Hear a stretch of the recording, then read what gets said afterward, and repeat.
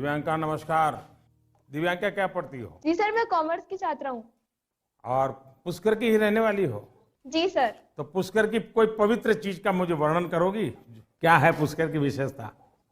पुष्कर में एकमात्र ब्रह्मा मंदिर है हाँ। और जो पुष्कर राज है वह 68 तीर्थों का गुरु है। अच्छा, ब्रह्मा का क्या रोल रहा है? जी, उन्होंने पृथ्वी को क्रिएट किया है। अच्छा बताइए दिव्यांका, क्या सवाल था आपके मन में? सर, मेरे कुछ मित्र ऐसे हैं जिनकी मेमोरी एवरेज है। वे किसी भी विषय को कितना भी पढ़ ले, वे परीक्षा में उसे याद नहीं रख पाते हैं। सर, वे ऐसा क्या करें कि वे उस विषय को याद रख सके? अच्छा, तो आपको मेमोरी की जड़ी बूटी चाहिए। जी सर।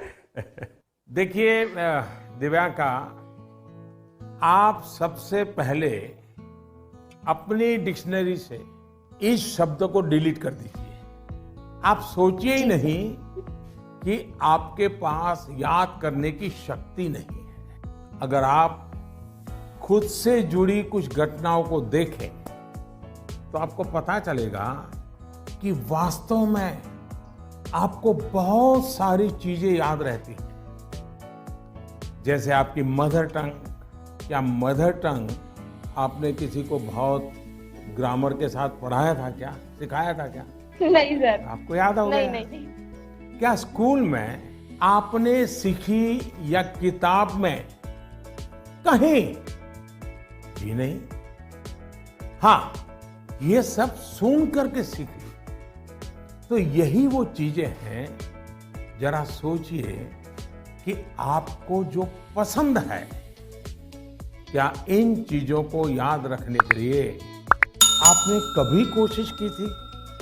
वो बातें जिनसे आप पूरी तरह जुड़ गए हैं, मग्न हो गए हैं, वो बातें जो आपका हिस्सा बन गई हैं, आपके विचार प्रवाह का हिस्सा बन गई हैं, उन्हें आप कभी नहीं भूलते हैं। दूसरे शब्दों में कहूं तो ये मेमोराइज नहीं है, एक्चुअली ये इंटरनलाइज है। और इंटरनलाइज करना यही इसका एक अच्छा रास्ता है। और इसलिए आपको याद करने पर जोर देने के बजाय आपको उसे जीने की कोशिश करनी चाहिए। सहजता, सरलता, समग्रता के साथ। आपके पास भी वही सारी शक्तियां हैं जो किसी बहुत टैलेंटेड व्यक्ति के पास होती है। सोचिए, अपने भाई या बहन के साथ अगर आपका झगड़ा हुआ हो तो वो आपको एकदम याद रहता है, आप उसे भूलते नहीं है। यहां तक कि आपको यह भी याद रहता होगा कि उस समय आपके भाई बहन ने कौन से कपड़े पहने थे, आप खड़े खड़े लड़ रहे थे कि दौड़ते हुए लड़ रहे थे, सब याद होगा।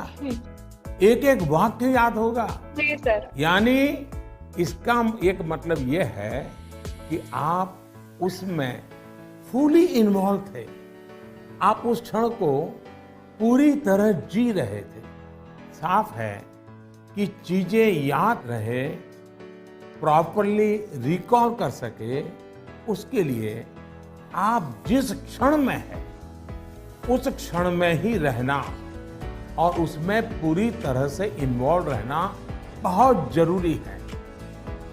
यानी हम पढ़ाई कर रहे हैं, किताब हाथ में है और मन है खेल के मैदान में, सहेलियों के साथ, दोस्तों के साथ, फिर तो मामला गड़बड़ हो जाता है। आगे जाकर आप में से कोई विद्यार्थी अगर साइकोलॉजी पढ़ेगा तो उसमें मेमोरी बाय एसोसिएशन का कंसेप्ट विस्तार से समझाया जाएगा।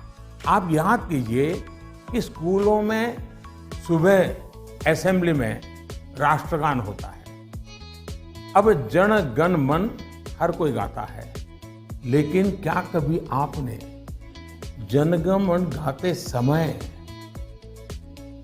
आपने उस राष्ट्रगान के साथ देश में ट्रैवल किया क्या? आप उसके साथ जो शब्द आते हैं उन शब्दों के साथ अपने आप को विजुलाइज कर पाए कि नहीं कर पाए।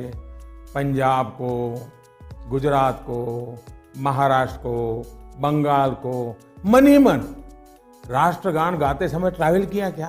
आपको एकदम से याद होना शुरू हो जाएगा। मन ही विजुलाइज करेंगे तो आपको अच्छे से याद रह जाएगा।